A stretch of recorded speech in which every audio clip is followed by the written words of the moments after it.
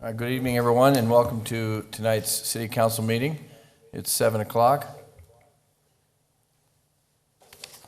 with an echo. All right. So this is our meeting of September 7th, 2021. And first item on the agenda is our call to order.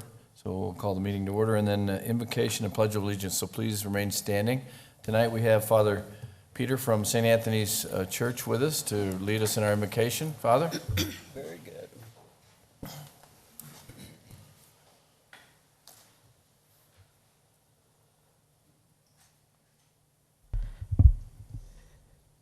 We begin this gathering seeking the guidance of the Almighty Father, recognizing that He is always with us, as He commanded us in the book of Matthew, "Come to me, all you who labor and are burdened, and I will give you rest."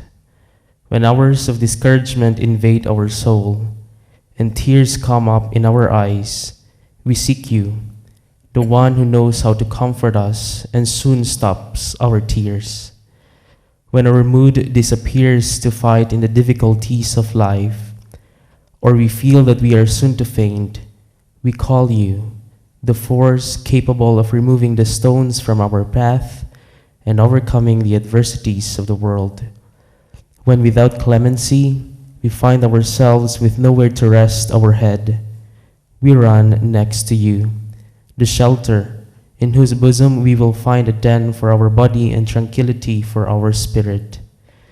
When we lack calm in times of great affliction and consider ourselves unable to preserve serenity of spirit, we call you, the patience that will help us overcome the most painful difficulties and succeed in the most difficult situations. When the world only makes false promises and we believe that no one can inspire us confidence anymore, we come to you, the sincerity which knows how to correspond to the frankness of our attitudes and the nobility of our ideas. When sadness or melancholy tries to harbor in our hearts, we cry to you, the joy that breathes with new breath and will make us know the charms of our inner world.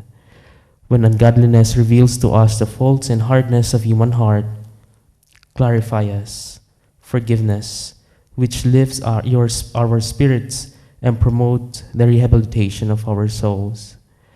When we doubt everything, even our own convictions and skepticism, address our soul, we turn to you, the faith that floods us with light and understanding so that we can reach happiness. And finally, when all things fail, we come to you because you are God who is always faithful to your promise. We come to you because in you we find rest and our yoke will be easy. Father in heaven, grant our leaders strength to lead us, like you gave the strength to Abraham, Moses, Jacob, and Peter. Amen. Amen. Please join us in the Pledge of Allegiance. I pledge allegiance to the flag of the United States of America and to the republic for which it stands, one nation, under God, indivisible, with liberty and justice for all. Thank you, Father. Thank you, Bob. Yes, sir. All right, let the roll call show that all members of the council are present. So noted. Mayor McFarland, considering minutes, I move approval of the City Council regular meeting minutes from August 16th. Move approval of the Board of Adjustment minutes from May 18th. Move approval of the minutes on July 13th from the Board of Adjustments. Consider approval of the Casa Grande Police Personnel Retirement Board minutes. Approve acceptance of the Casa Grande Police Personnel Retirement Board minutes. Consider accepting the Casa Grande Fire Personnel Retirement Board minutes. Consider accepting the Casa Grande Fire Personnel Retirement Board minutes. The first one was on June 3rd. The second one's on August 19th. and then consider accepting the Casa Grande Youth Commission minutes as presented. Second? I have a motion and a second. All those in favor signify by saying aye. Aye. Any opposed? All right, all the minutes are approved. Entertain the record. Next, we have claims against the city. Mayor McFarland, I move to accept and pay the claims dated August 11th through 31st, 2021 as presented. Second? I have a motion and a second to approve the claims. All those in favor signify by saying aye. Aye. Any opposed? All right, claims are approved. Meeting agenda approval tonight. Larry, any changes? We have none, Mr. Mayor. Any changes from council? Okay. Seeing none, I'll entertain a motion to approve the agenda as presented. So moved. How about a second? Second? All right, I have a motion and a second to approve the minutes as presented. All those in favor signify by saying aye. Aye. Any opposed? Okay, the agenda is approved. We do have some special presentations tonight. First is our swearing in of one of our new officers, Andrew Wagner. Is Andrew here? There he is. I see him. Yes. Welcome, and congratulations too, by the way. Our city clerk will do the swearing in.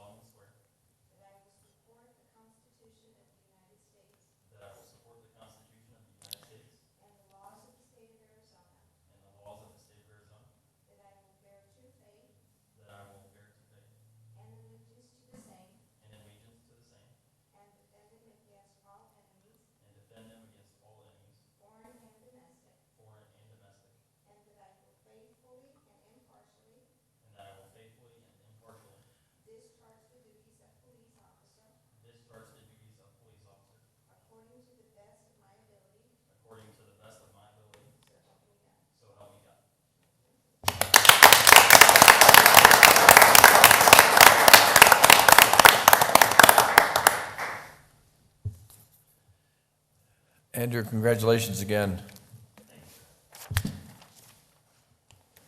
Need to go down there? Yeah, I need to go down here.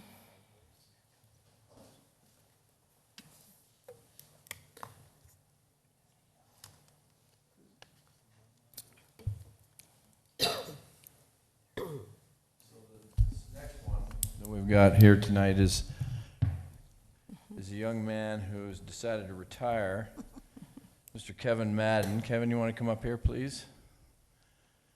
Congratulations, by the way. So, just a little bit about Kevin. We're doing a dual recognition this evening, one for the fire department employees and then one for making 20 years service retirement. So you're getting a double whammy. Yeah, twofer. There you go. So Kevin came to us in Casa Grande back in April of 2021 with a lot of experience in fire service and with the Arizona Police Officer certification as well. So he was hired as a fire captain, paramedic, and was promoted to the fire battalion chief in May of 2007. As you might guess, over his 20-year career, he's been involved in a number of functions in the department, including Fire Explorer program, which is invaluable, by the way, and thank you for doing that. And functioned as the department, including the Fire Explorer program, the radio system management, getting preemption devices installed in the traffic signals, which, whether you know it or not, is kind of critical around, especially now that the city of Casa Grande is growing up. Web page. I'm not sure what the department's going to do with you gone, since you kind of looks like you ran about every special department that they had. Chief, I think you're in trouble. He admits it. Acquisitions, outfitting, the list goes on and on. But Mr. Madden has decided it's time to close that chapter in his life, open a new one. And with that, we thank him. We thank you for your long-time contributions to the city and to the fire department, and wish you well and best of luck. So we have a couple of them here. Is somebody here, can we get cameras? You got to have a camera? There we go. Mayor, can I add something? Yeah. I had the pleasure to work with Kevin for many of those years, and something that he can add to his resume tonight. He, at one time, I don't think you still are, but was a reserve police officer for Marana. And his knowledge with radio communications and the knowledge of police work and with the fire service was invaluable. Both departments have worked very closely with him on his expertise with radios, and thank you, Kevin, for all of that. Much appreciated. And we do hire guys back, too, that have some of that experience, right? He had a special comment from a fire chief out of town that congratulated him on what he's done, so that's pretty nice.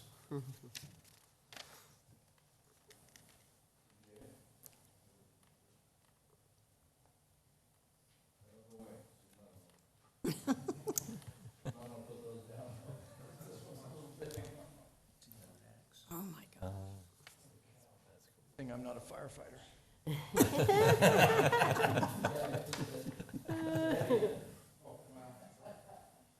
Need some help, Mayor? This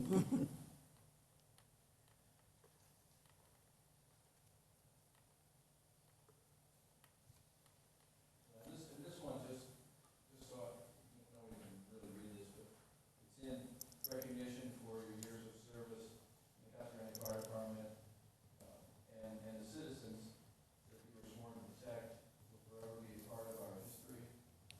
May you never have to do a truck check ever again.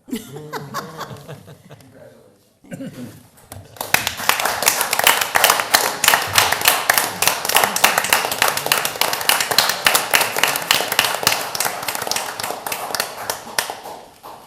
Tell me that's not heavy.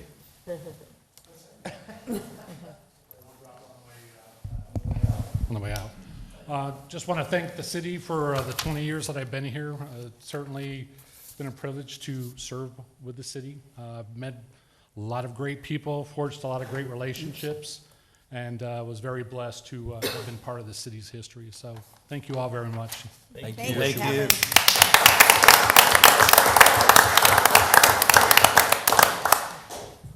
Right, you gotta find a place on the wall for all that hardware.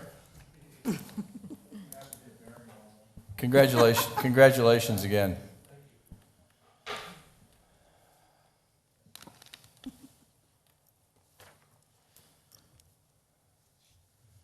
All right, next is item G, which is our consent agenda items. All items listed with an asterisk are considered routine matters and will be enacted by one motion and one roll call vote of the council. There will be no separate discussion of these items unless a council member or member of the public so requests, in which event the item will be removed from consent agenda and considered in its normal sequence of the agenda.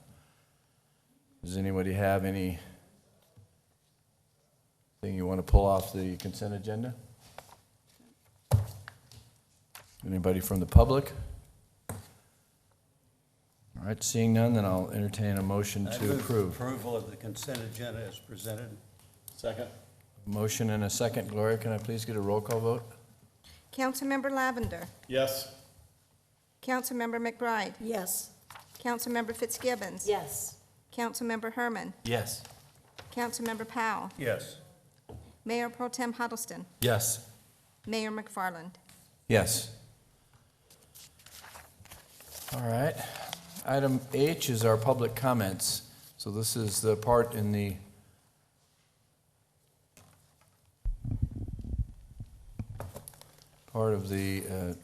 tonight's agenda where we will open the floor. So I'm going to open the floor to anybody in the audience who would like to address the council.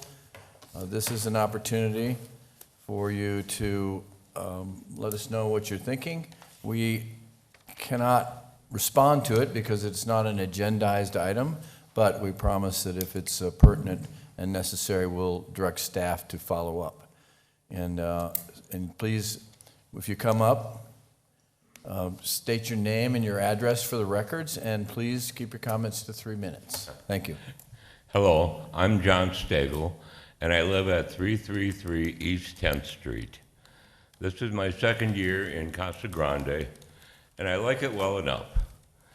I saw your long-term plan, and it's pretty ambitious, but I think in order to implement it successfully, you're going to have to establish some bases. A couple of the things that you probably need to consider are the state of the trash collection in this town. When I first moved here, I addressed that. Nobody likes to see those giant black containers in the alleys, and they attract vandals, they attract panhandlers. And as I recall, back when I first brought it up, the mayor said that he was going to study it, and they came up with a study, and I'm sure it came up relatively expensive to do that. But by the same token, I don't know if you considered picking up trash once a week instead of twice. I've never lived in a place that picked up trash twice a week. So you may want to revisit that. And the other thing is, it's weed season now. Has anyone ever given any thought to a weed ordinance? You know, it doesn't have to be particularly harsh, but it has to be somewhat effective. And, you know, if you're going to do a growth plan, all somebody has to do is drive through the alleys in this town, and they'll forget it real quickly. And which brings up another point. The alleys are public right-of-way. Even if we don't do a weed ordinance, at least the city should maintain their own right-of-way. You know, 10th Street, where I live, is somewhat considered an alley for some reason. And so we have the large garbage cans on 10th Street, we have the large garbage cans on Casa Grande, and people just dump trash next to them like crazy. And you paid good money for a brochure outlining the rules for large trash.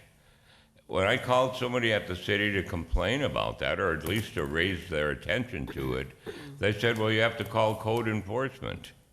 Code enforcement does nothing because there's no code. So you might want to formalize that a little bit. But like I said, I've been here for 2 years now. I enjoy it well enough. There's a few things that need some attention. Florence, all the vacancies on Florence, the big strip mall on I-8 and I-10, and of course, Phoenix Mart. You don't want to get trapped into those again. So, thank you. Thank you.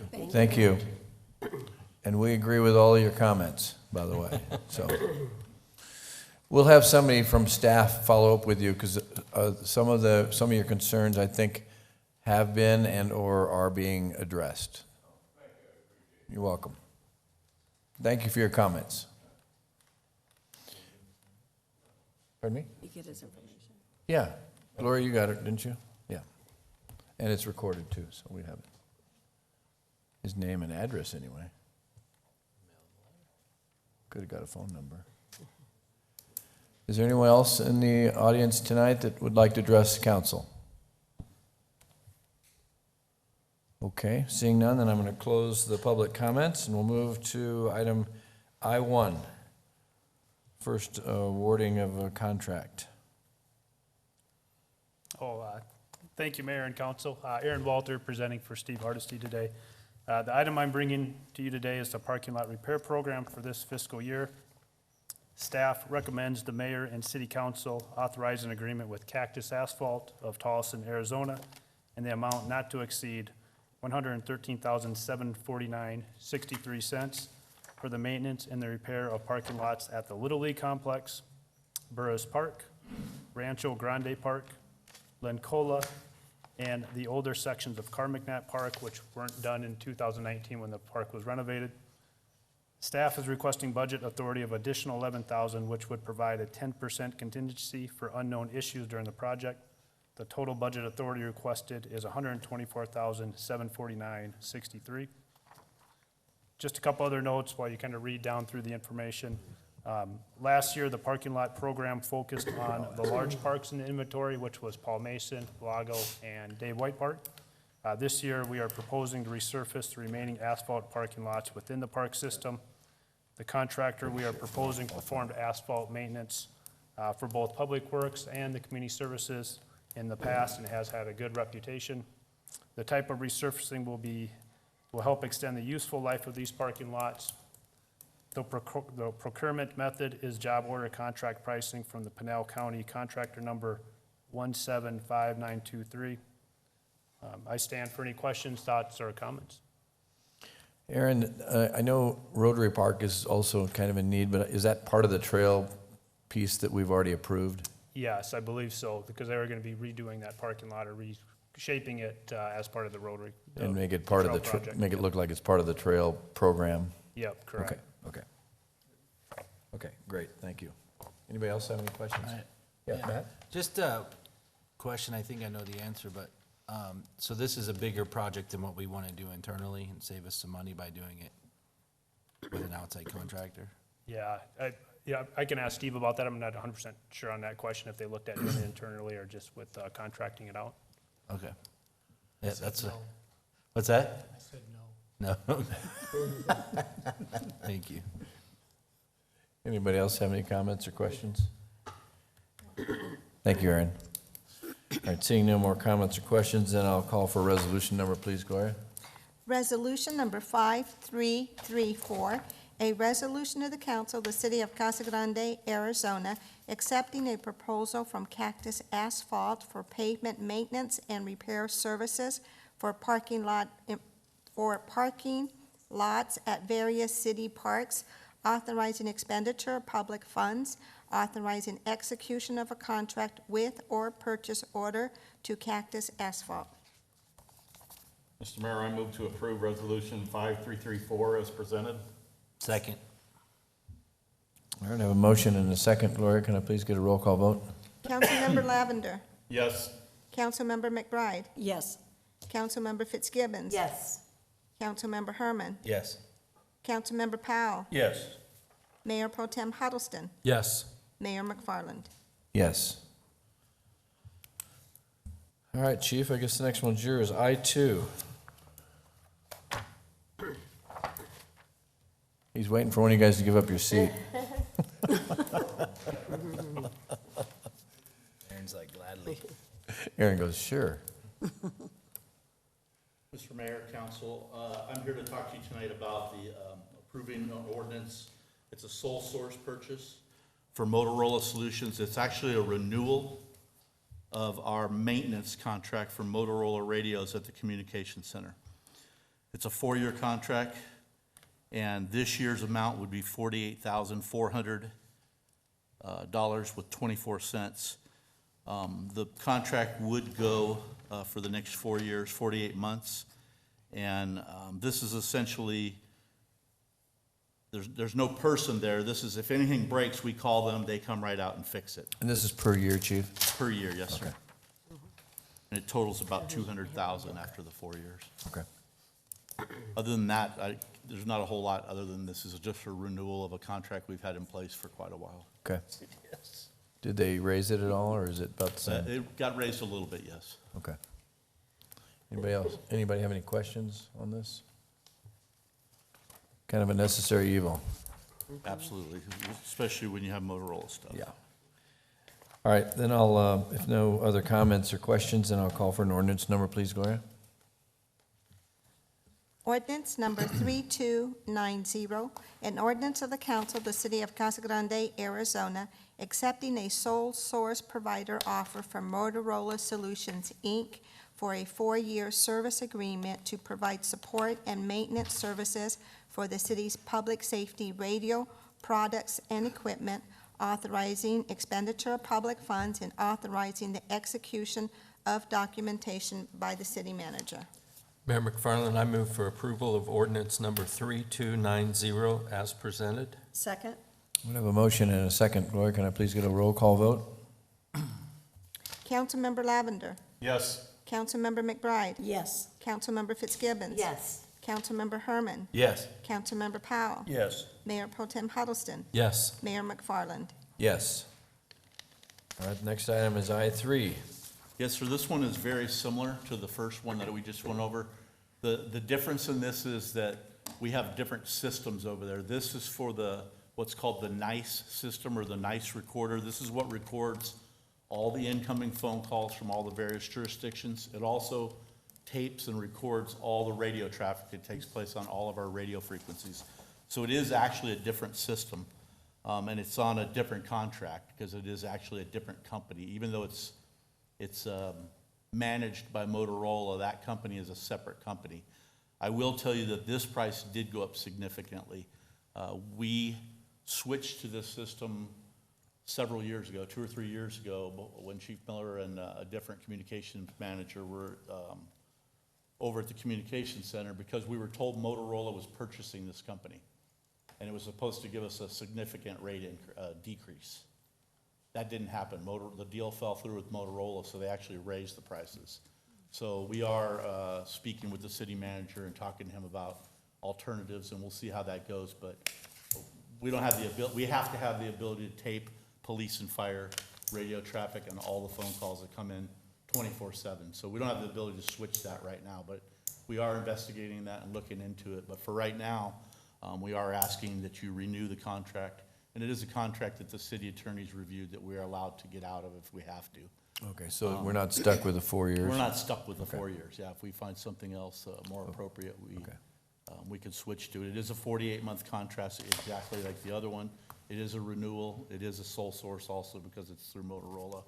It is $80,256, and over the 4 years, it'll end up being $330,803 over the 4-year period of time. I don't know if you have any other questions about this one. Anyone? Yes, sir. Curiosity, do you know offhand how many channels it'll record? A bunch. I mean, it records every phone. It'll record all the phone lines and all the radios and stuff that come in, and all the stuff that comes from the county and all the other jurisdictions. I assume it was going to be a big number. I remember when we went from 4 to 8, and we were just amazed. And I'm sure this one's over 100. It's way higher than that. Yeah, yeah, oh, yeah. Thank you. You need to get caught up on your Motorola stuff. Yeah. Thanks, Chief. You're welcome. All right, seeing no other comments or questions, then I'll call for resolution number, please, Gloria. It is an Oh, I'm ordinance. sorry, ordinance number. Sorry, I got Ordinance ahead of number myself. 3291, an ordinance of the council of the city of Casa Grande, Arizona, accepting a sole source provider offer from Motorola Solutions, Inc. for a 4-year service agreement to provide support and maintenance services for the city's 911 logging recording system, authorizing expenditure of public funds, and authorizing the execution of a contract by the city manager. Mayor McFarland, I move to approve ordinance number 3291 as presented. Second. All right, I have a motion and a second. Gloria, can I please get a roll call vote? Councilmember Lavender. Yes. Councilmember McBride. Yes. Councilmember Fitzgibbons. Yes. Councilmember Herman. Yes. Councilmember Powell. Yes. Mayor Pro Tem Huddleston. Yes. Mayor McFarland. Yes. All right, next item on the agenda is I4. It goes to you, Kevin. Thank you. Staff recommends that the mayor and city council authorize the city manager to execute a purchase agreement with Rush Truck Centers of Arizona in an amount not to exceed $1,256,157 for the purchase of 4 2023 Peterbilt 520 chassis with the Spartan 300 automated side load bodies for use in our city's sanitation department.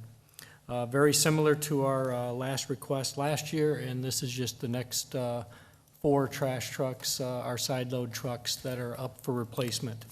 All of these are experiencing major breakdowns at this point, and the equipment that we have on them, the manufacturer's no longer in business, so it's very challenging for us to find replacement parts.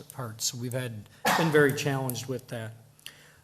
We are using Rush Truck Center for the chassis, but we're using our local vendor. Spartan. Thank you, Spartan, for our side load bodies. Again, this is a truck that we've been using for 2 years now, and really enjoy having that in our fleet. So with that, I'd be happy to answer any questions. And this is on a state contract. Yeah, Spartan's a local company here. They make all the hardware that goes on the truck, so. If you haven't been a chance to get over there, it's worth taking a tour of their facilities. It's pretty cool. Anybody have any questions for Kevin? I just have a comment, Kevin. I asked him the other day, there was a truck driving through my neighborhood collecting trash, and it had a different city's name on it. I was like, Kevin, he goes, yeah, our trucks are that bad, and they were good enough to loan us a demo truck so that we could do our routes. So that was kind of neat. And then also this gentleman that I know, a resident, does some contract work on our trash trucks, and he is about the most fiscally conservative person I've ever met, and he even said, you guys need to buy some new trash trucks. So, thanks, Kevin. I know they're needed, and you get your use out of these trucks. Does the crew like the new trucks, the Spartan body? or- Yeah, they're performing really well. And, you know, when they were developing this side load body, we actually worked with them with their demo products, pointed out quite a few things that we weren't happy with and thought were going to be challenges. So we really worked through that, and they went out of their way to really provide us a product that we can really feel comfortable with. Good, okay, good. Any other questions or comments? All right, seeing none, then I will entertain a resolution number, please, Gloria. Resolution number 5335, a resolution of the Council of the City of Casa Grande, Arizona, accepting the bid from Rush Truck Centers of Arizona, Inc. for the purchase of 4 2023 Peterbilt chassis with side load bodies, authorizing expenditure of public funds, and authorizing execution of a contract with or purchase order to Rush Truck Centers of Arizona, Inc., in accordance with the terms and conditions submitted to the Arizona State bid list. Mayor McFarland, I move approval of resolution number 5335 as presented. Second? All right, I have a motion and a second. Gloria, can I please get a roll call vote? Councilmember Lavender. Yes. Councilmember McBride. Yes. Councilmember Fitzgibbons. Yes. Councilmember Herman. Yes. Councilmember Powell. Yes. Mayor Pro Tem Huddleston. Yes. Mayor McFarland. Yes. All right, next item is I-5. Thank you. Staff recommends that the mayor and city council authorize the city manager to execute a purchase agreement with Bingham Equipment Company in an amount not to exceed $121,938 for the purchase of a new hardline LP 103 remote-controlled skid steer loader. The Streets Division maintains a number of drainage structures throughout the city's transportation system, and in that inventory are somewhere around 32 box culverts that we have to maintain. With the recent rains, if you've driven by, one I'll point out is the one at Treckle Road and the Santa Cruz Wash. You'll see that east side, how silted in that is. Those are areas that we have to maintain on a regular basis. And up until this point, we've used several different methods, including shovels and buckets, all the way to a makeshift drag line that we used for a couple years. Very labor intensive, and this piece of equipment, if approved, is really going to increase our ability to get these drainage structures opened up for new storm events much quicker than we're able to now, and hopefully keep us from having any road closures in those areas. We are using a skid steer loader that we're purchasing from our local vendor, Bingham Equipment, and then using Hardline for the upfit of this piece of equipment. They basically chop this thing in half and then put all the remote control parts in the bottom half of the machine so that it fits into our 4-foot-high culverts. So it's basically a skid steer without the top. And then we have a remote control that we use, and an operator will run that while we clean these things out. We are using state contract for this purchase, so with that, I'd be happy to answer any questions. Anyone have any questions? Yes, Mr. Powell? I was kind of smiling at this. It looks like this belongs at the rodeo grounds.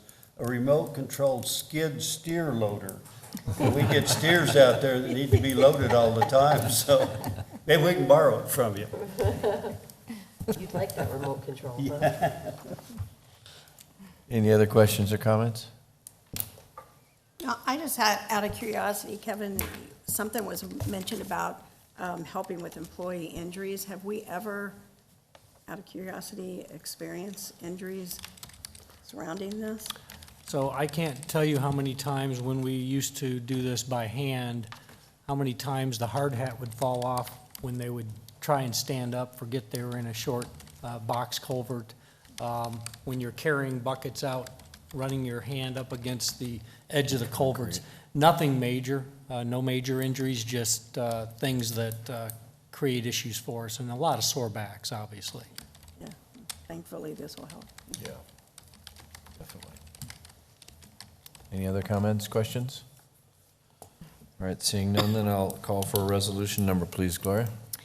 Resolution number 5336, a resolution of the council of the city of Casa Grande, Arizona, accepting a bid from Bingham Equipment Company for the purchase of remote-controlled skid steer loader, authorizing expenditure of public funds and authorizing execution of a contract with or purchase order to Bingham Equipment Company in accordance with the terms and conditions submitted to the Arizona State Bid List.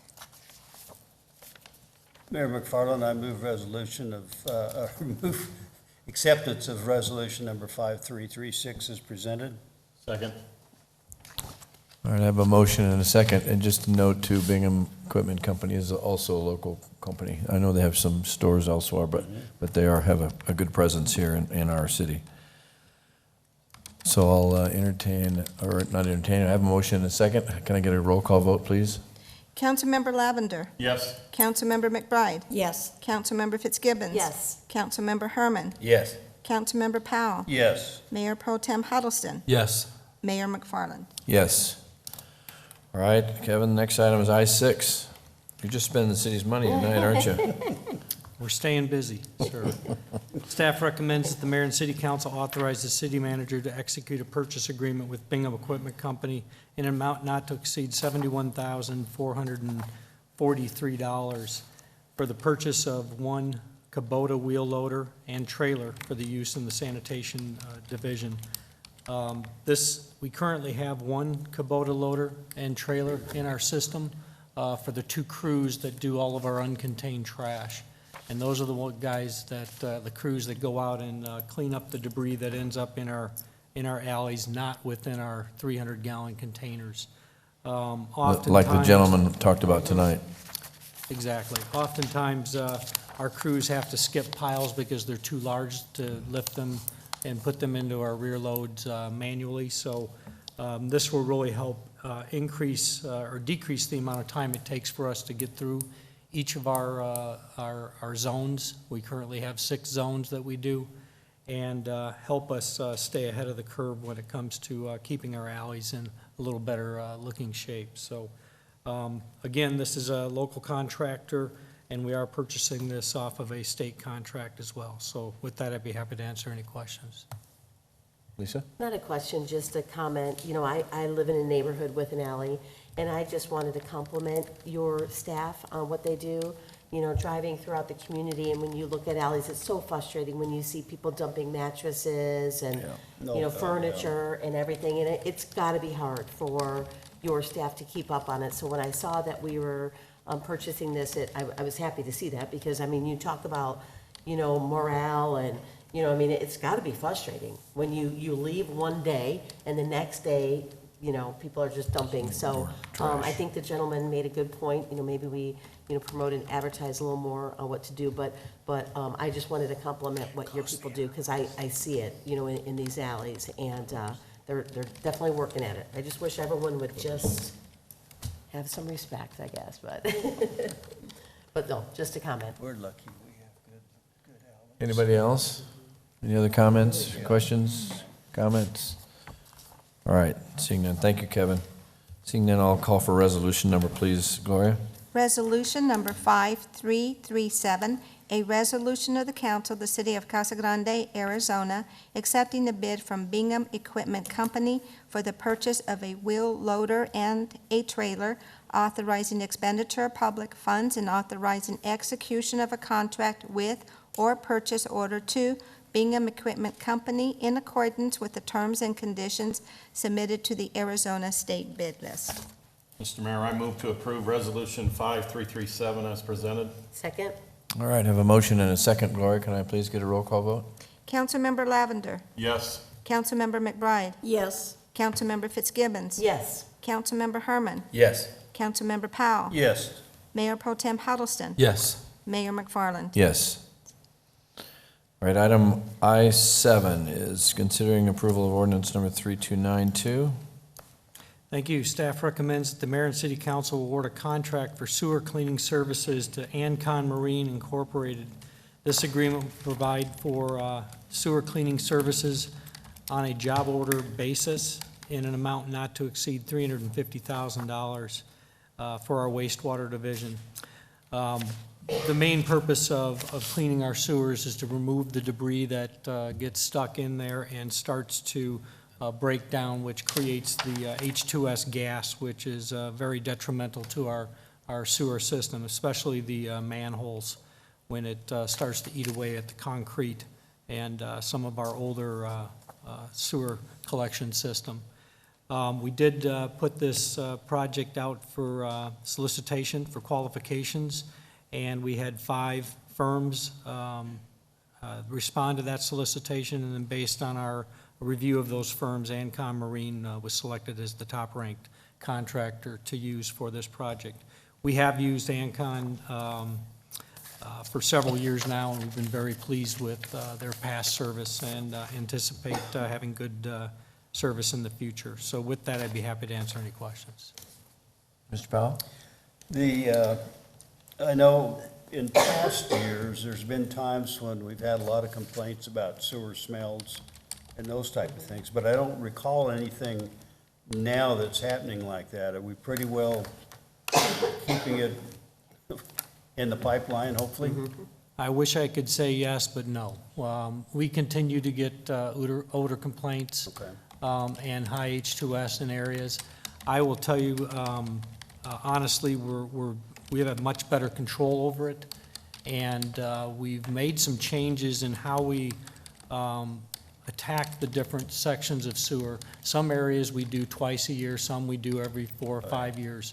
So we've really learned where those trouble spots are, and we're able to hit those more often, and I think that has decreased some of the complaints. But there are still a number of complaints, and it's an issue that's not going away with our flat system. Thank you. Anybody else? Okay, seeing none, then I'll entertain an ordinance, please. Ordinance number 3292, an ordinance of the council of the city of Casa Grande, Arizona, accepting a proposal for sewer cleaning services, authorizing expenditure of public funds, and authorizing execution of a contract with and/or purchase order to Ancon Marine, Inc. Mayor McFarland, I move to approve ordinance number 3292 as presented. Second. All right, I have a motion and a second. Gloria, can I please get a roll call vote? Councilmember Lavender. Yes. Councilmember McBride. Yes. Councilmember Fitzgibbons. Yes. Councilmember Herman. Yes. Councilmember Powell. Yes. Mayor Pro Tem Huddleston. Yes. Mayor McFarland. Yes. All right, the next 3 items are kind of related. You want to take them all at once or one at a time? With your permission, that would be great. So the next 3 are requests for, staff has recommended that the mayor and city council authorize the city manager to sign lease agreements with 3 individuals, Mr. Redemeyer, Mr. Hill, and Mr. Compton, for 3 land leases. And these are the land leases that we allow out at the airport for individuals to build private hangars. They're based on a 40-year lease agreement, and then at the end of that 40-year lease, the asset reverts to city ownership, or per our direction, they remove that from our site and return it to its original condition at the end of that lease. So doesn't generate a lot of revenues for us. One of them is two of them are 3,025 square foot hangars that bring in an annual fee of $1,452. And then the third one is a 4,941 square foot hangar that will bring in annual revenues of $2,371. So with that, I'd be happy to answer any questions. Oh, it's in here. I did not bring a map that I could put up on the screen. Are they all kind of in the same area, Kevin? So we've got the 5 spaces that are available, and I think 3 hangars are built immediately south of the terminal building. As you pull into the terminal on the right-hand side, right by the Aerovac helicopter site where that used to be. And then south of the access fence are the other areas. We've got a group of 4 that are kind of southwest, and then a group of 3 more that are southeast of that taxiway that goes directly south. Is this one by Olson's hangar then? Yes, one will be by Olson's. All right, thank you. I was just curious. Question? Yeah, go ahead. Kevin, and maybe this is for Brett, is that end of the lease at 40 years? And are the terms negotiable at that point? I mean, could somebody have an expectation that I'm in year 35, but I want to maintain some level of control over this? And I think on top of that, my question is if I had the hangar and I was in year 30 plus, I would be pretty slow to put any money back into it if it needed some kind of improvement or maintenance or whatever. Sure, and I think Mr. Lewis can answer this to some degree as well, but, and I have to remember what the existing ones are, but in the past, I think we've renewed one when it came up to that. The council gets to make that determination, right, in terms of whether we want the hangar, whether we want the space to lease to someone else, or whether we want to just continue to renew that lease. And so everything is always renegotiable if the leaseholder wants to come back to the council and suggest something different.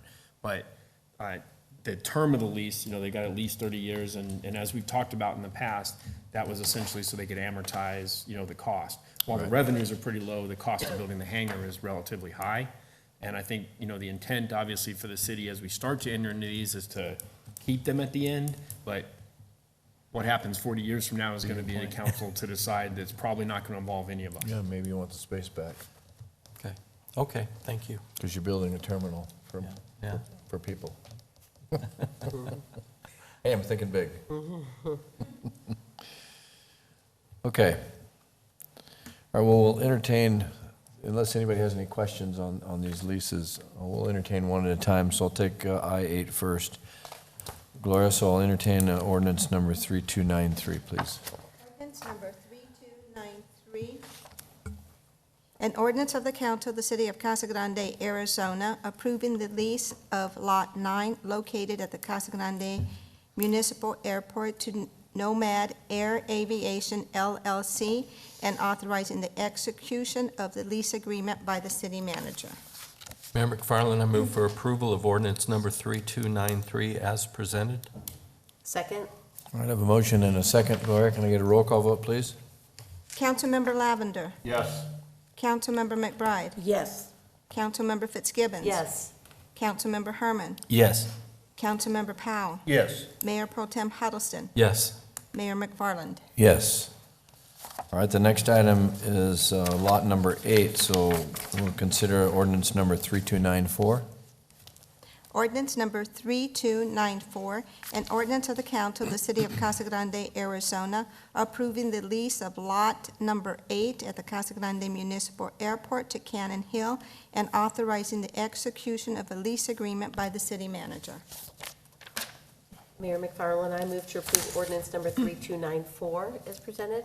Second? All right, a motion and a second. Gloria, can I please get a roll call vote?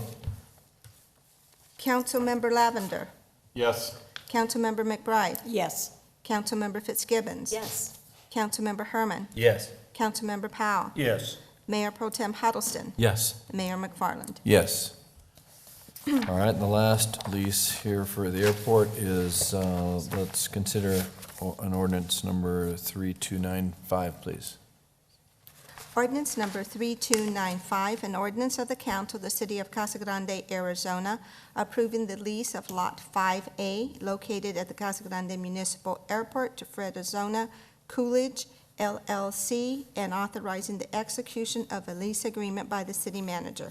Mayor McFarland, I move approval of ordinance number 3295 as presented. Second? All right, I have a motion and a second. Gloria, can I please get a roll call vote? Councilmember Lavender. Yes. Councilmember McBride. Yes. Councilmember Fitzgibbons. Yes. Councilmember Herman. Yes. Councilmember Powell. Yes, and I like to see the Fertizona involved, so that's a good sign. Mayor Pro Tem Huddleston. Yes. Mayor McFarland. Yes. All right, next is our item J, which is our boards and commissions, and this is, these are recommendations that were put up by two of my fellow council members and myself in terms of the airport advisory board, and it's to consider approving the appointment of Charlie Luss and Dave Goss, and then reappointing Terry Emig to the Airport Advisory Board, terms to expire September 8th of 2024. I don't see any of them here in the oh, there you are. Sorry. Didn't recognize you with the patch. Oh, well, hopefully they got it all. There you go. Well, I'm sorry. You tell him, Charlie. I thought I said loose. No, I said louse? No, I said Luss. well, I said Luss, sorry. I didn't say a louse, though, so. All right, well, first of all, Charlie, thank you for your service. Thank you for being, for volunteering and being part of this group. And to all of our volunteers, really, we thank them profusely, because the pay really is not very good. But your dedication to the city is much appreciated, so thank you. All right, so I'll entertain a motion to approve these three volunteers. I so move. Second? All right, I have a motion and a second to approve the three nominees for the advisory board for the airport. All those in favor signify by saying aye. Aye. Aye. Any opposed? All right. Well, Charlie, since you're the only one here, congratulations. Thank you, Charlie. Thank you. Thank you again. Thank you. All right. Next item we have our item K. First item is resolution number 5338. This is a e-qual system, which I Yes. think the city clerk can describe. Yes, it is. Has to do Mayor with all of us. McFarland, members of the city council, we are starting to plan our election for 2022. Seems like just yesterday we had our election, but we are actually starting once again to plan for our election. For this upcoming election, Arizona Revised Statute 16317 states in part that the Secretary of State shall provide a system for qualified electors to be able to sign petitions for candidates for city, town office, county office, and to be able to do that electronically. The Secretary of State has made available to the cities a system called eQual, and it will allow, first of all, it starts with the city clerk's department where we will do the administration part of it. And I have to tell you that it did make me nervous, but they did provide a site where we could practice, if you will. So we did receive training, and we have been on there practicing on their site. So it will start with me providing all the administration part of it. The next part will be for all the candidates to go in, sign in, get a log-in for you to be able to start your petition. And then there's the part where the voter can elect to go on there and can sign nomination petitions, not only for city council, but other elections going on, other petitions that All will. statewide elections, right? Yes, that is correct. Like I said, it is a new system. We will provide the training. The city clerk's office will provide the training. We are hoping to have it available. We're looking at coming to the council on October 4th and letting you know that we have our packets available, and we'll do an overview training as we've done in the past on October 6th. Right now, again, we're still working on getting it up, so it's not available, but we will make it available. It is not required for candidates to use this system, so I want to make sure that there is that understanding that it is an option for you to use the electronic nomination petitions. You can elect to use both. You can elect to do it electronically and also to submit hard copies of your petitions. I would be happy to answer any questions that you might have regarding the system. Donna? I just have one, because we can do the hard copy, or candidates can do the hard copy or the nomination, electronically. Correct. A Is that- combination of both. How is it going to work for your staff? Is that going to make more work for your staff? I mean, how is that? No, because the electronic version, when we set it up, it will say you cannot submit more than, you cannot collect more than X amount of signatures, not more than 743 signatures. So if you're doing it all electronically, it will stop you. You won't be able to do more than 743 signatures. When you are ready to come in and file with the city clerk's office, your nomination packet, you will hit submit. And we will get that notice that you have your nomination petitions available electronically. You can choose to do half of them on the day of the election, the day you come in to file your nomination packet. Again, you will hit submit, and if you have 500 and you have another 200 in paper, you just come in with your paper and we'll get the notice of the other 500. It does not make it harder, Okay. no. Again, it is an option for the candidates. We're doing it, again, to provide voters the ability to go on and sign nomination petitions. If you choose to do it electronically, it will give the candidate an address, if you will, where you can copy it and you can send it to your email address and send it to everybody else. And that's where it will take them directly, using that link, it will take them directly to the state's website. All right. Any other questions or comments? Okay. Thank you, Gloria. And I can tell you that even though I was nervous using it, because I've been doing elections for over 30 years, I was nervous, but it is very, very easy. The state has put together some instructions, both for the administration part of it, for the candidates, and for the voters. So it is very easy to use. Yeah, they had it the last election. Right, they just didn't make it right. Nobody was using it very much. Just one more comment. Yeah, Mr. Powell, go ahead. I'm really glad to see the, allows the registered voters to securely sign the candidate's nomination electronically by requiring voter information, date of birth, driver's license numbers. And I think that is, I really like seeing that in there. Okay. Any other questions, comments for Gloria?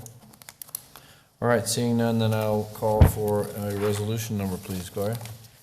Resolution number 5338, a resolution of the council of the city of Casa Grande, Arizona, authorizing the administrative setup and use of the equal system for beginning with the 2022 mayor and council elections. Oh, go ahead. Go ahead. Mayor McFarland, I move to approve resolution number 5338 as presented. Second. All right, I have a motion and a second. Gloria, can I get a roll call vote, please? Councilmember Lavender. Yes. Councilmember McBride. Yes. Councilmember Fitzgibbons. Yes. Councilmember Herman. Yes. Councilmember Powell. Yes. Mayor Pro Tem Huddleston. Yes. Mayor McFarland. Yes.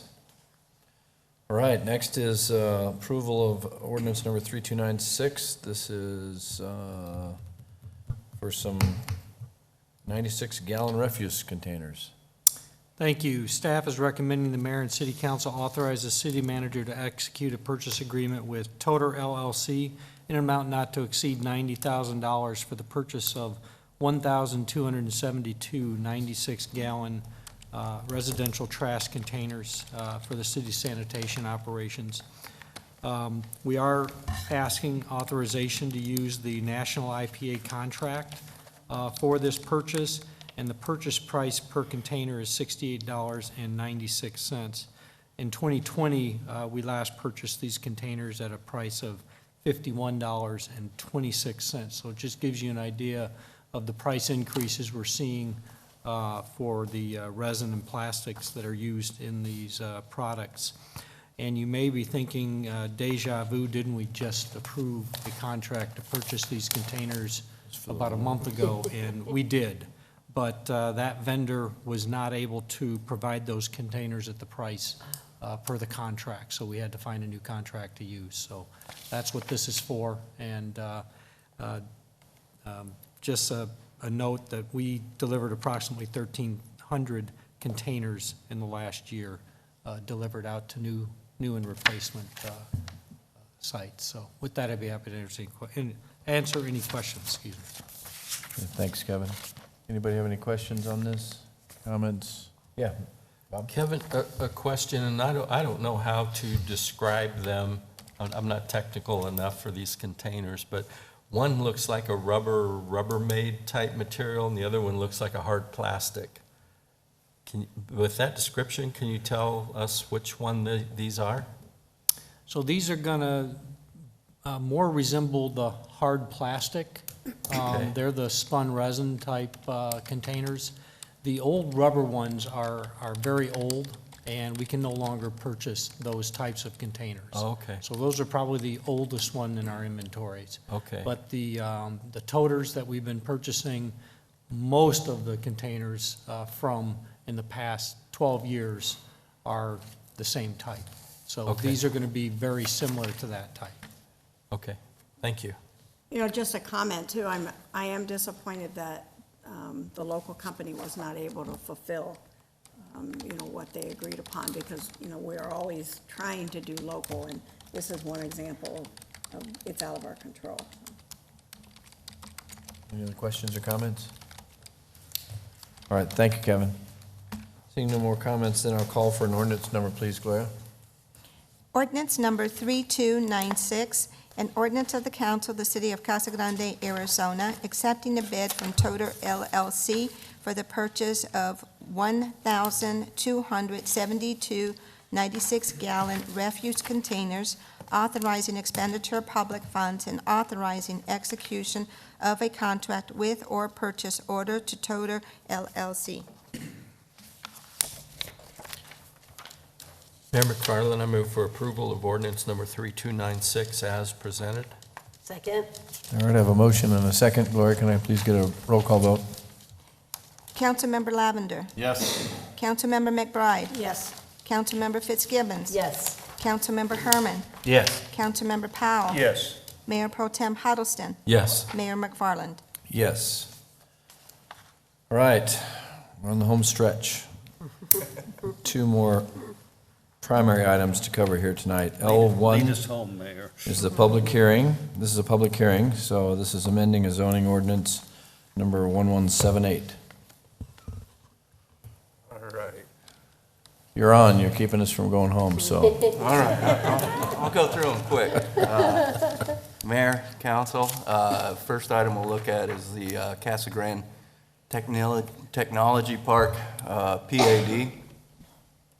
Joe Alza is requesting a zone change from garden and light industrial and urban ranch to planned area development for approximately 56 acres of land located on the southeast corner of Thornton and Peter. You can see the location down below. It's directly across the street from both Walmart and Lucid. You can see the existing zoning here of I-1 and urban ranch.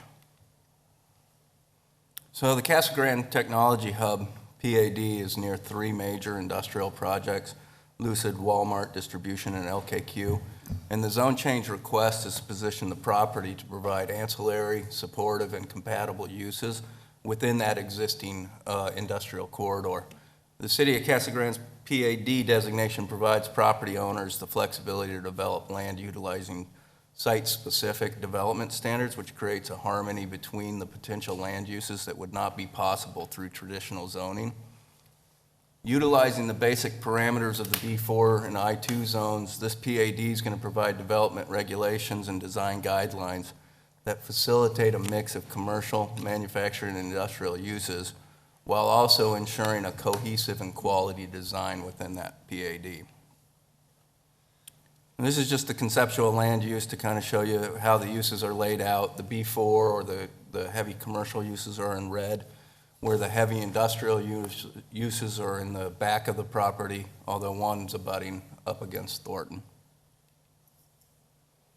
When looking at the PAD review criteria, we cover all the following. All have been covered in the staff report. We're just going to concentrate on a few key items tonight. First one is that it's the conformance to the city's general plan. The site is located within the manufacturing industry category of the 2030 general plan. Manufacturing industry category does support B4, I1, I2, and PAD zone districts. Among others, the request supports the following general plan goals and action steps. MI2 is mitigate adverse impacts from industrial users. The action step of that one is to encourage compatibility by utilizing architectural details and aesthetics. This PAD does address that by signage, walls, and some other aspects of the PAD that address those. And then the second one is MI5, encourage appropriate and responsible industrial development in appropriate locations. Again, located right in between in the industrial area, so it's an appropriate location for these types of uses. The second one is conformance with the city zoning ordinance. As a guide to reviewing the PAD zoning within a manufacturing industry category, staff will look to ensure that it's compatible with appropriate industrial zoning categories and the PAD standards. The PAD generally complies with the standards adopted with the B4 and the I2 zone districts. It is anticipated that the B4 compatible uses will be placed along that Thornton and Peters road frontages, with the I2 uses in the back, as you saw on the plan. I just We want did to have comment one that- setback deviation, 1740-020N on building height and setbacks. In general, a building setback from property adjacent to the PAD shall approximate the building's height. For this proposal, staff requested to provide 30-foot setbacks from all public and private streets and 15-foot setbacks from all other property boundaries. Staff believes that 15-foot setback from the perimeter of the PAD is sufficient, as the surrounding sites are all within that manufacturing industry category and will be developed as industrial sites. The 15-foot setback also matches that of the I2 and the B4 zone districts and is not likely to cause any adverse impact on surrounding properties. The 30-foot setback is appropriate from all property lines abutting public or private streets, according to staff. So staff will ensure setbacks are met at the time of any future major site plan submittal and evaluate if any of the proposed uses for that site require additional setbacks or buffering to mitigate any adverse impact on surrounding properties. Joe, I just would like to state that the compatibility issue is great. And it's really good in here, and you're using it. I've seen it on several of them. Yeah. That if they're compatible, they get along. If they're not, they don't. And so. Yeah, I think that's a critical aspect of reviewing all our site plans. So, the final criteria that we'll look at is pedestrian and vehicular ingress and egress. So as previously mentioned, a conceptual layout for the site was provided with the PAD. City staff further reviewed the access locations and requested the applicant modify that layout slightly. The applicant agreed to that. Those modifications, you can see the initial plan shown there with a turnaround in the middle of the site. Staff recommended they do something more like this, where they have a road to the east of the property. That way we've got some extra access for the people to the east, and we also connect all their sites within. It helps with their setbacks as well. So at time of future development, each proposed project will be required to provide additional traffic and pedestrian access evaluations in conjunction with any site plan. Public notification went out. We met or exceeded all city requirements. No comments were received. In conclusion, Planning Commission on a 7-0 vote recommend the mayor and city council approve DSA 20-00203, a zone change from urban ranch and garden and light industrial to planned area development. The one condition, again, is our right-of-way condition. We are working now with the applicant to get right-of-way along Thornton and Peters. We have not gotten to the east road at this point. And I can answer any questions that you might have. Anyone? Yes, Bob? I think we all know there's a major project pending for Thornton Road to be widened to the freeway. Is there future plans for Peters? What's the expectation on that? Is that going to be a arterial or? So Peters Road is actually being improved along the Lucid frontage. On this side, it would be based on the developer, but it is a major collector. Okay. Along that. And are those setbacks based on what the roadway will be someday? Yes. Or? Okay. Yeah, All right. they'll do dedication for Peters Road, and the setback will be from that north property Okay. All right. Thank you. boundary. Anybody else? Good job. Thank you. Yeah. Thank you, Joe. All right, this is a public hearing, so I will open the floor, if there's no more comments from council. All right, I'll open the floor to the public. Is there anyone here who would like to speak on this ordinance number 1178.411? Okay, seeing nobody jump up, then I'll close the floor and we'll call for a ordinance number, please, Gloria.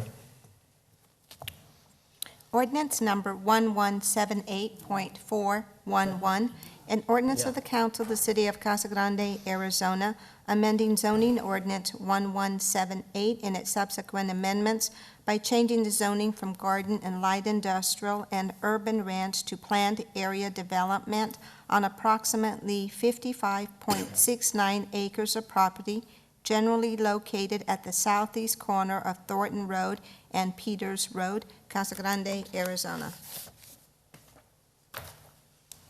Mayor, go ahead. Mayor McFarland, I move approval of ordinance number 1178.411. Second? All right, I have a motion and a second. Gloria, can I please get a roll call vote? Councilmember Lavender. Yes. Councilmember McBride. Yes. Councilmember Fitzgibbons. Yes. Councilmember Herman. Yes. Councilmember Powell. Yes. Mayor Pro Tem Huddleston. Yes. Mayor McFarland. Yes. All right. Item L2 is a public hearing related to the proposed annexation of 74.527 acres. Joe, is this yours too? Yes, sir. You'll get to know me a lot in the next couple of weeks, I think.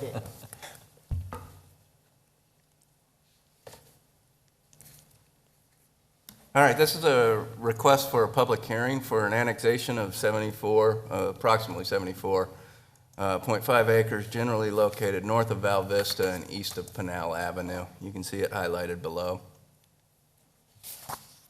A blank petition and associated annexation map were filed with Pinal County Clerk and Recorder on August 11th. This area is a logical and appropriate annexation area with regards to our current city boundary. The area meets all legal requirements for annexation as set forth in the ARS statutes. At this time, the council's only being asked to conduct a public hearing on the proposed annexation. This public hearing is conducted in compliance with the requirements in the ARS to hold a public hearing within the last 10 days of the 30-day wait period that begins with the filing of that blank petition. The petition signatures may be obtained from the owners of the land proposed for annexation once the initial 30-day wait period has elapsed from the date of the filing of the blank petition. I think that's September 10th. We can collect that signature.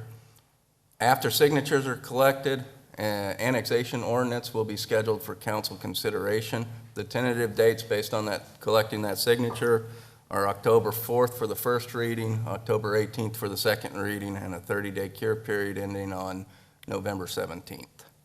So ARS 9-471L requires the city annexing the area to adopt a zoning classification that permits densities and uses no greater than those already permitted. Staff is proposing the annexed properties be initially zoned urban ranch in conjunction with the annexation. That's the closest to the current general rural of the county. So that will be processed at that future hearing as well. Do we have any questions? This is the police building. Public safety. Yeah, public safety. Leave it to Yeah, me. go ahead. No. Is this annexation brought by the owner? Yes. Okay. One on there. I always thought it was state land, but it's not, huh? Nope. No, it's owned by the Puses family, and they brought it to us. Okay. After analyzing it, we were looking at some other annexations in this area as well. So Okay. there may be future annexations in this area. All right, thank you. Will the PAD be used at all residentially? The PAD is, has been submitted, and we're in review of that, and there is a residential portion of that PAD. It is for the single family for rent, while the front corner of Pinal and Val Vista is scheduled to be a mixed-use commercial site, where you see the deeper part of the box, or the site, is where they're proposing potentially single family for rent. The requirements for the residential, excuse me for the lights. As far as PAD is concerned, that's going to work out? Yeah, so right now, you'll see at the next council hearing that we're Okay. going to introduce the new PAD residential design guidelines that will address that single-family resident rental product. So Thank you'll see that at the next hearing. Excellent. All right. Anybody have any other questions or comments? All right, so we're not going to vote, but this is a public hearing, correct? So we're going to have the initial public hearing for this proposed annexation. I don't believe there's any action on the part of council tonight, so I will open the floor to public for this proposed annexation of 74.527 acres as identified on the map here. Is there anybody here who would like to make comment?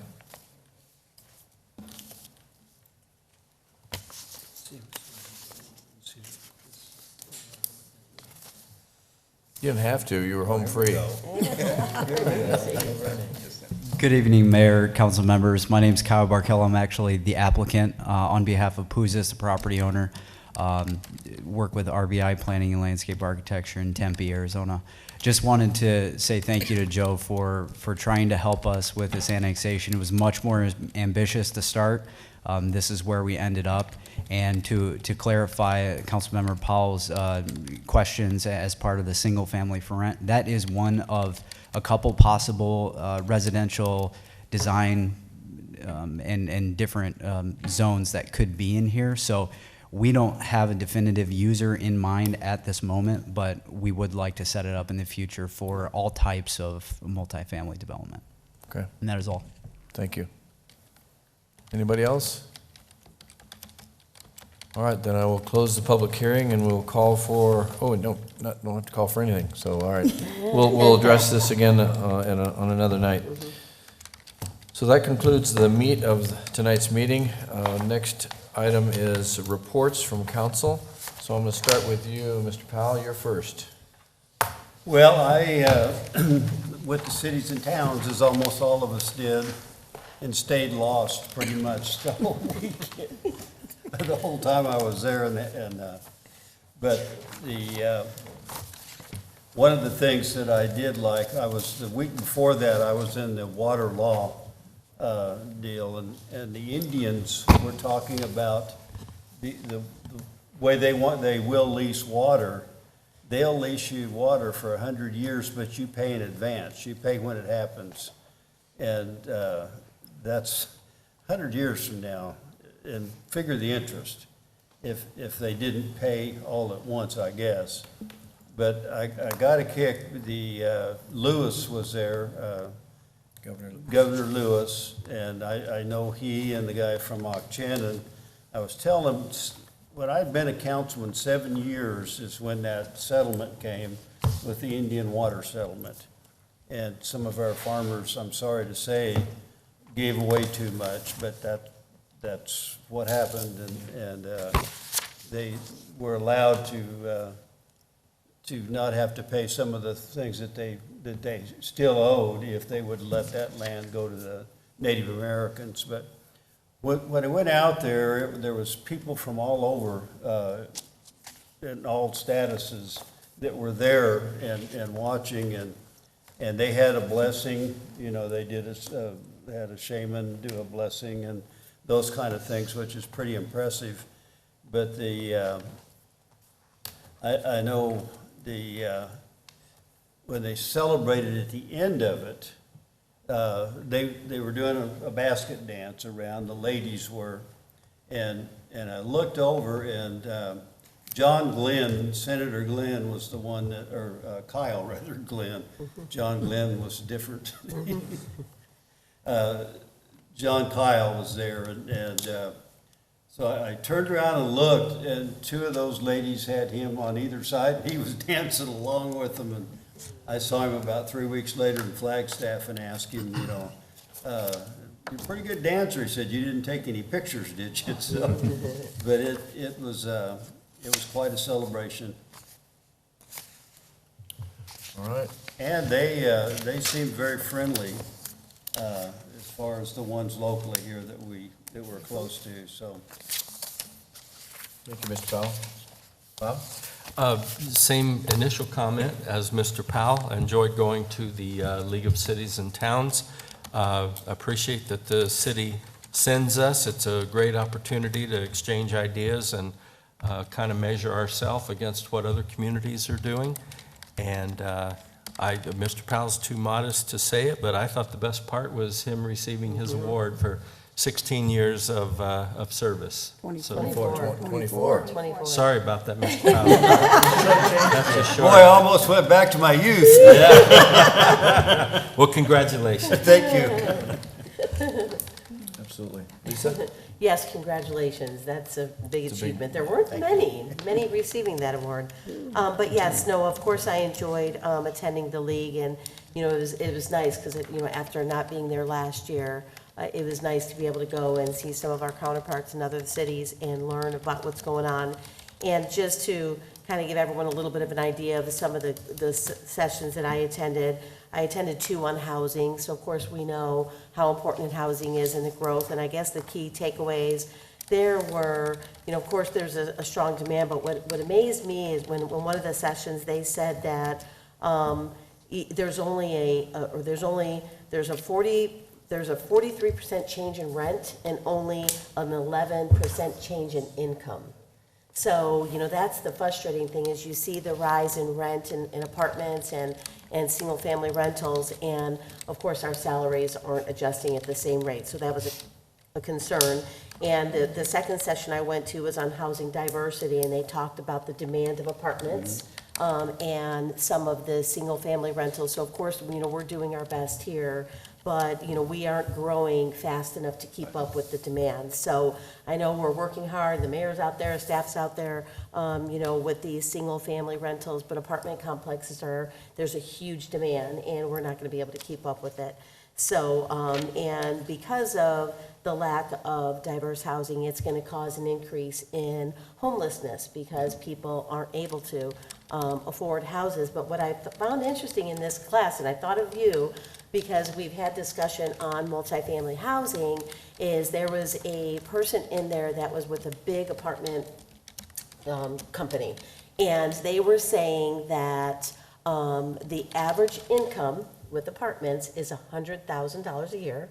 of people that live in these apartment complexes, and they stay on an average of 2 to 3 years in the apartments, because a lot of young people, and middle age, but any age, some people, are looking for a home, they can't afford it, so they're staying in an apartment, they want to be able to travel. But I thought that was interesting, because a lot of it, they talked about crime, people associate apartments with crime and, whatever, theft, anything, but the average income is pretty high in these apartment complexes.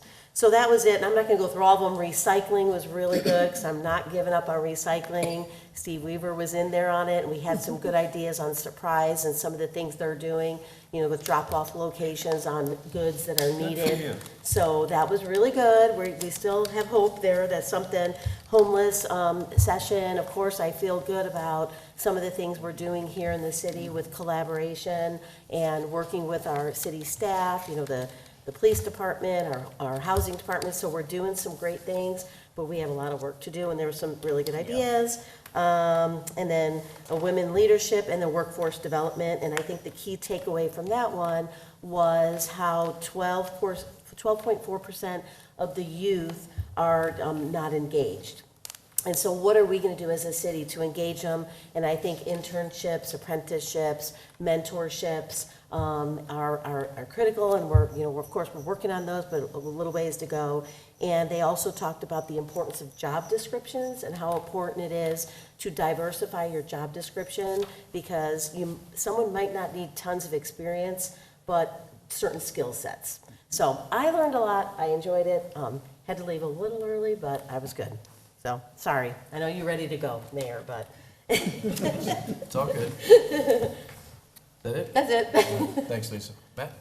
I've got some too, because I was at the same conference. And I think the biggest parts are water, chips, education, workforce development, right? So water was overreaching no matter what type of seminar you went to, housing or development or, anything else, water. They had some on water too, and Mr. Powell had the pipeline, and I talked to some people randomly about it, and they're kind of famous among that group, so. But an interesting one was the semiconductors. As you all know, there's a huge shortage of semiconductor chips now for cars, and they went through everything they use in cars, telephones. They said they think Apple's gonna have an interruption this year when they try to introduce their new models because they can't get the chips, and they're building these chip factories. And interestingly, we're at a 25 to 40% disadvantage from Asia here in the US because they subsidize so heavily. So even Senator Kelly talked about the chip bill that they have to help promote people building them, because it's a national security issue. We need to control our own type of stuff. And a neat thing from the city side is they're talking about, there's gonna be new chip manufacturing plants, but you can't not everyone's gonna have a plant, but you can have the auxiliary, the supporting businesses of these. And I think we have a couple looking right now in our city. But that's a big thing for us, because another thing is these chip plants use a lot of water, so the ancillary businesses don't. So that's a good thing that we can have. And, we need to support the manufacturing. Additionally, is they brought up partnerships for education for the workforce, and they brought up Fab 48, which is our partnership with the ACA, Lucid, everything else. And so it was used as a great example in front of everybody, and I cheered.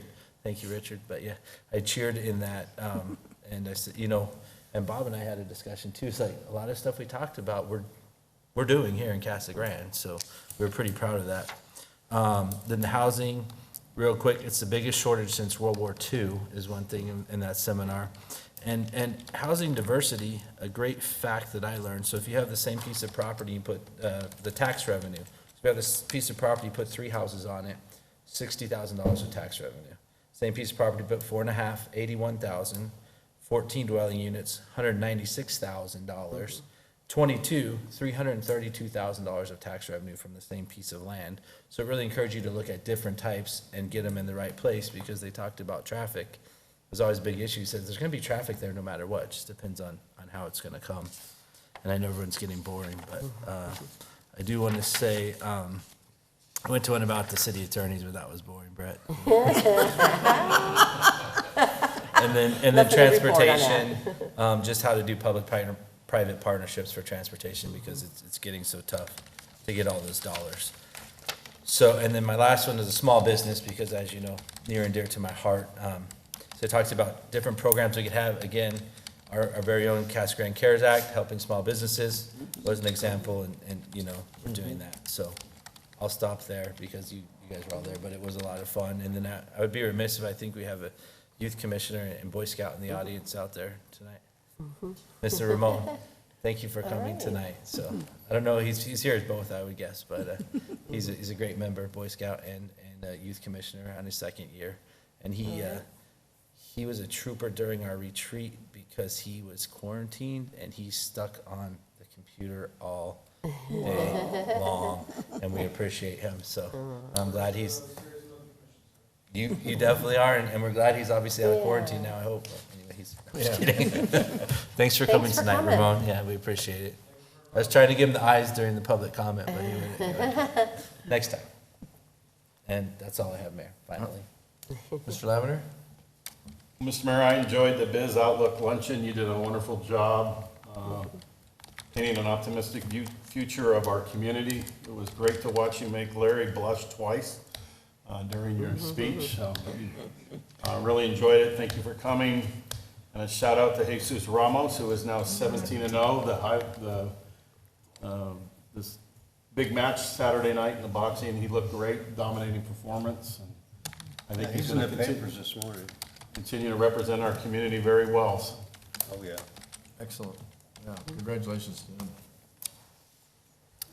Donna? So on the conference, ditto. A couple things I do want to mention. I had the opportunity to moderate one of the workshops, and it was about partnerships with nonprofit and cities. It was really well attended for being after lunch, after several days of different things going on. I will say that as one of the presenters was from the Valley, but from Boys and Girls Club, and used Casa Grande's partnership with the Boys and Girls Club as an example of a very successful partnership. And so it was really nice to hear how other, nonprofits were doing business with cities and towns. And I must say that I was very proud of hearing from other cities how they do not understand the importance of the partnerships. And I just kept marking off on my little list of all the things that we do. So we have a lot to be proud of. I do want to mention that out of all of it, we had a lot of workshops. Lisa and I were able to attend several together, and the keynote speaker was Rick Rigsby, and he was phenomenal. And I know that he's very, very much famous on the internet for some of his speeches. But what I walked away from the whole conference with, common sense, be kind, and with everything that we do and all the things that we learned, I think when we come right back and we come back to our city, we keep saying those same things to our community. So I was proud of us. Just the saying? What's it? No, I'm not. No, because I'll mess it up and then he'll call me back. He'll call me on stage. Just a couple other things. Lisa had mentioned the Women in Leadership. We both attended that. It was really well attended. And then coming back home, I'm proud to say Lisa and I are both going to be working with Detective Tisa Ellsworth, and they're doing a Women in Leadership Conference on the 29th. So hats off to the police department for really taking that lead on that. And so I think they've almost got a full house at this point. And it's really encouraging young women to get more involved in leadership positions. So, and lastly, we had some tragedies this past week in Casa Grande. We had some things that happened that, I'm certainly not proud of, and any community will go through them. I do want to give kudos to the police department and their partnerships that they have with the U.S. Marshals and PCSO and all the different agencies that were really able to bring some folks to justice, because that's not who we are. So anyway, that's it. Thank you, Donna. Boys Go ahead, Mr. Bell. I was just going to say, I had a chance to meet with the pipe fitters. I made it, making sure, and I started handing out things there and said, how would you guys like 1,000 miles of pipe laid? And they were pretty excited, but they need to get politics going back east to get things done, so. All right. Mayor, can I say one more? Just real quick. We both Go ahead. forgot. We both forgot. The Youth Commission was there representing at the event, and they are advertising their Arizona Youth Government Summit is going to be in Casa Grande on April 23rd, 2022, and they invited all the other statewide commissions to attend. So I'll that's be- it. We were and I'll- very and proud I'll- of their representation. And I'll be there. And the mayor will be there. I might. All right, just a couple things for me tonight. I wanted to remind everybody that COVID is still here. Please get vaccinated. I can't say it enough. It is one way that we can get out of this doldrum that we're in terms of beating this thing. I think if everybody got vaccinated, it would go a long way in getting this thing stopped. Because what I'm seeing today, back in the first rise, which was, a year ago, it was 65 and older issues. And then over the January of last year, it was 65 because we didn't have the vaccines yet. So that was a pretty big peak. In fact, in the state, it was like 12,000 a day. And in the county, it was about 800 or 900 a day. That's a day. At least we're not there. We're about 200 or 300 in the county a day today. And it's been consistent, and it hasn't dropped off yet, and we're about 4,000, a little over 4,000 a day in the state. So it's here, and it's hitting our younger people, is what it's hitting. So, and then their teachers and all the people who come in contact with the young people. So all I can say is please get vaccinated. This is not a political issue. It's not. It shouldn't be political. Sometimes it's turned into political, but it's like getting a polio shot, right? So it's just a vaccine.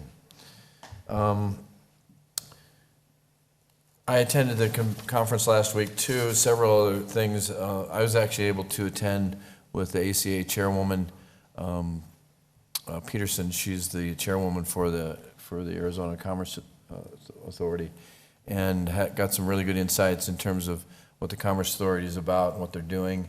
And I think she'll be a good ally. She's been very active in the community. She's been here a couple times, actually, and had meetings, so I'm encouraged by her activities.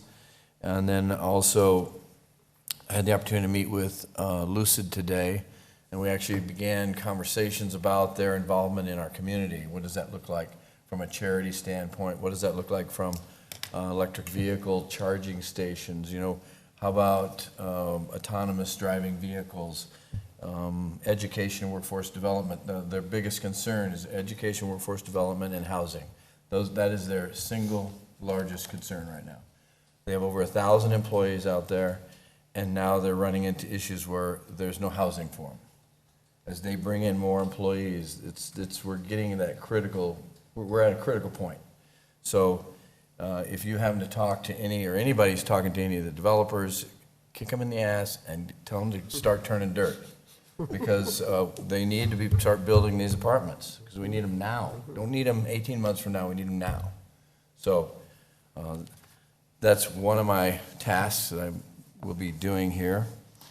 Also, working with a potential new purchaser of a major building downtown that may be the start of, hopefully, our renovation and redevelopment and renaissance for our downtown area. I'm actually meeting with them tomorrow. I think they have some initial artwork and some stuff that they want to share. So we'll see. I'm excited about it. I've been working on it since I've been mayor, and it's just been one of those things, you got your bucket list of things you work on, and it's always there, and it's not gone anywhere. So, but this is like the first little chink in the armor. So yeah, hopefully it comes to fruition. I don't want to get too overly excited about it, because then I've been disappointed before. So, and just to talk a little bit about there's a bill or a vote coming up in the House that is on this infrastructure bill. It is coming up in the House, I think, next week, 27th. And if you know anybody, please encourage them to to vote yes on it. I think it's going to pass, but it will go a long way in terms of, I think, better roads and bridges, expanding our broadband. I mean, it really is focused. This is state, This is federal. federal. Yeah, this is Okay. federal. So, and it's in the House. The Senate has passed it. It passed on a bipartisan basis, 69 to 30 in the House.